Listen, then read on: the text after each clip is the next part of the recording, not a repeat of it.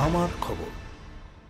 বীরভূমে এসে পৌঁছলেন মুখ্যমন্ত্রী মমতা বন্দ্যোপাধ্যায়। এদিন সন্ধ্যা 7:29 বলপুরের রাঙাবিতানে মুখ্যমন্ত্রীকে রিসিভ করার জন্য রাঙাবিতানে উপস্থিত ছিলেন রাজ্যের পৌর নগর উন্নয়ন মন্ত্রী ফিরহাদ হাকিম, আইনমন্ত্রী মলয় ঘটক, রাজ্য বিধানসভার ডেপুটি স্পিকার আশিস বন্দ্যোপাধ্যায়, বীরভূম জেলা পরিষদের সভাধিপতি ফাইজুল হক ওরফে কাজল শেখ, বোলপুরের সাংসদ অসিত মাল, বিধায়ক অভিজিৎ সিংহ, বিধায়ক বিধান মাঝি সহ জেলার অন্যান্য নেতৃত্ব। মুখ্যমন্ত্রী রাঙাবিতানের ভিতরে প্রবেশ করার পর সকলেই বেরিয়ে আসেন। বেরিয়ে আসার সময় সংবাদ মাধ্যমকে কোনো প্রশ্নের উত্তর দেননি কেউ।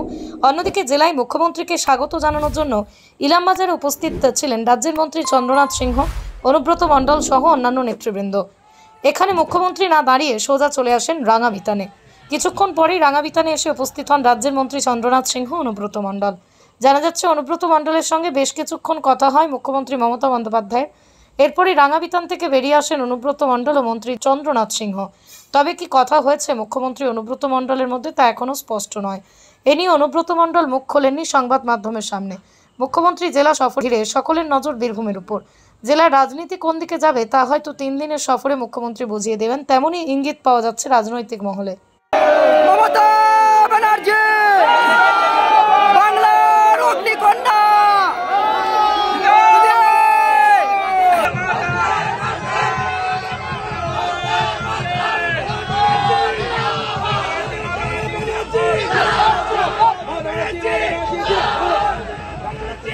নমস্কার, আমি সঙ্গীতা কাঁথা থেকে বলছি। আমাদের স্টোর বোলপুর স্কুল বাগান নিয়ার ওয়াটার ট্যাঙ্ক।